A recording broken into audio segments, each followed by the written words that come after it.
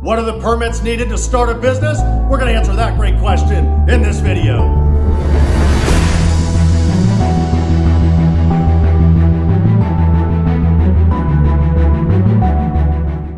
Okay, let's rock. Let's talk about permits and licenses, because these are things you are absolutely going to need to start a business, and there's a huge list of them. But first, let's talk about kind of the difference between them. It's very subtle. They're about the same thing, but the biggest difference is permits usually have to do with safety. So if a city or a state is asking you that you need to get a permit, it's a requirement for whatever reason, there's probably somebody that's passed away in the past as a result of that not being done, right? So you're dealing usually with safety, people's lives and things like that. And the way it works is this. It's fairly simple. You have city and state officials that have guidelines, and they say, okay, we're going to have an occupancy permit, or we're going to have, say, like a build-out permit or a fire department permit, something, a sprinkler permit, right, to install a sprinkler system or whatever. There's going to be city inspectors that want to come out and make sure that whoever you hired to do that work is not only authorized to do it, not only licensed to do it, but is doing good craftsmanship, that they're not messing it up. So it's a kind of a good checks and balances system to make sure that nobody gets hurt. And I know a lot of business owners get completely aggravated by city and state officials always wanting to come up and check on them every year or whatever and make sure that, they're up to code and this isn't right, or, this is right, this isn't right. But you got to think, these people are there for people's safety. They're there to protect. And when you kind of realize that, you kind of sit back and it just becomes part of your business. You just understand that every so often you're going to see an inspector that wants to come in, especially in the restaurant business. I mean, think about food, right? Do you really want to be going to restaurants where some independent third party like a city inspector or state inspector didn't go there ever? I mean, gosh, to me, I wouldn't want to go to that restaurant if I knew that they weren't being checked on. It's always good to know that restaurants and businesses are following safety hazard requirements and things like that, regardless of what they are. So when you get into business, there's certain things you just become accustomed to. And I like to fly straight. I like to do things by the book, because when you do that and you get to buddy up with these city and state officials, they realize that you're there to conform to the law. They want you to follow the rules. And if you're a rule follower, you're going to pass this with flying colors. It's going to be simple. So usually when I like to set up a business, I'll end up getting like an architect, assuming I want to do like some build out on the inside.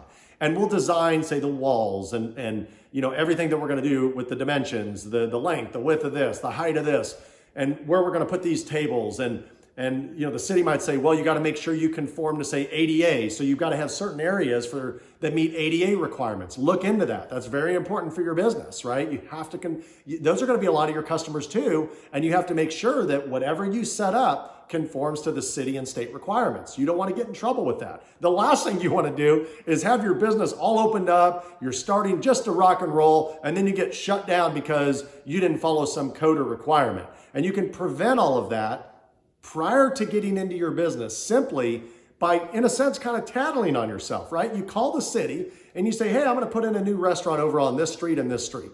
And I want to make sure that I know all the permits and licenses that I need to get so that when we open up, I'm not going to have you breathing down my back, right? That's what's important. So you have to make sure, and there's been times, I tell you, we're about ready to finish our build out, we're about ready to open, and sure enough, that inspector shows up and he's got his clipboard and he's ready to check everything off. And as long as you've got licensed contractors and you're doing good craftsmanship and everything looks good, you're going to pass. And if not, they'll say, hey, there's, the fire department shows up and says, hey, these 3 things you need to get fixed. Or, hey, you didn't fill your fire extinguishers up. Or, hey, this electrical outlet looks like super overloaded. Like, you need to get that fixed, or you need to get an electrician in here to maybe put more outlets or something like that. Whatever they're telling you to do, again, it's for safety, right? And I know it's going to cost you money, but just know in the end, it's much better to go spend a few $100s or a couple $1,000 up front to know that you're not going to get sued or know that you're not going to get in trouble or somebody's not going to get hurt or whatever. Do that up front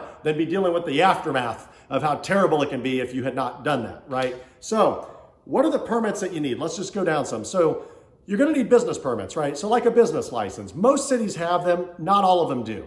Then you have your permits, things like sales tax. Make sure you get all your sales tax, whatever tax is set up. Usually you can nowadays, this is 2020 right now, you can get all your tax accounts set up online. Every state's got it. It's the simplest way to do it. And then get with your CPA. If you're one of those people that likes to make sure that everything's going on time, getting paid on time, get on your iPhone and put a reminder and just make sure 5 days before a due date that everything that you're doing is getting, paid on time, and you're doing that. That's the easiest way to do it. It's just like a monthly reminder or twice a month reminder, whatever it takes, make sure that's happening. If you're at a point, if you're early in your business and you say, well, I can't really afford to pay for a CPA up front to really do a lot of this work, I'd like to do it myself. That's not a big deal. I still do some of it myself, but most of it I have my CPA do. That's okay. I did most of my tax reporting myself with the help of my CPA, but I did most of the legwork. And so they bill by the hour. You want to make sure that you're not, let's say you can do like 80% or 90% of the work yourself, like getting the numbers figured out and get them put in there or whatever.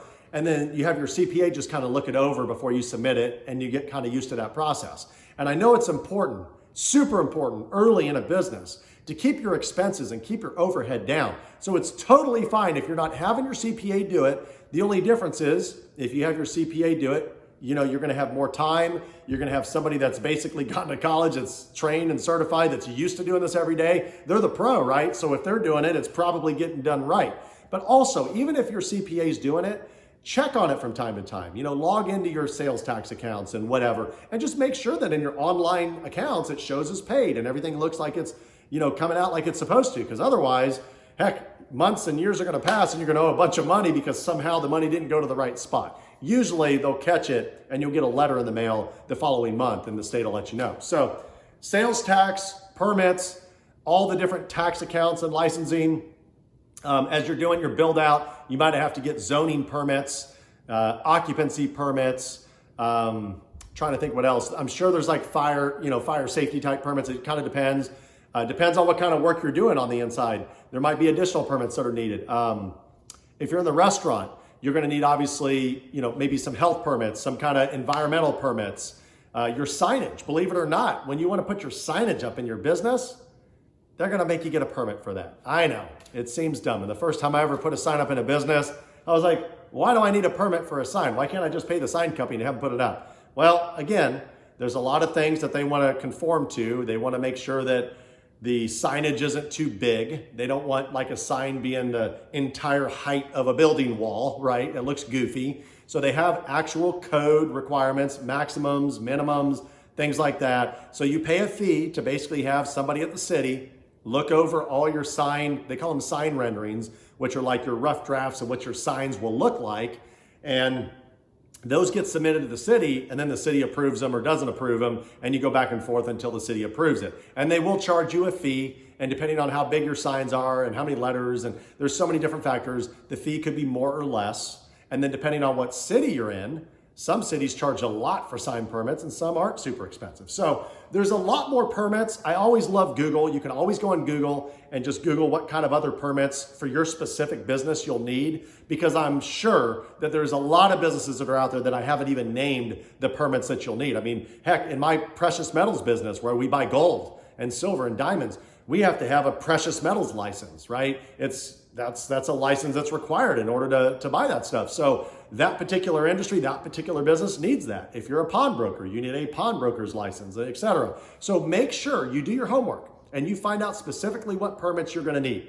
Okay, everybody, I hope you found this helpful. If you liked it, please click the like button. Don't forget to comment. Leave me any awesome comments you might have, any ideas for future videos, and please don't forget to subscribe. I would love to keep sending you videos every single day. Remember, no matter what happens in business, never give up. Push hard, push through, and be the hustler.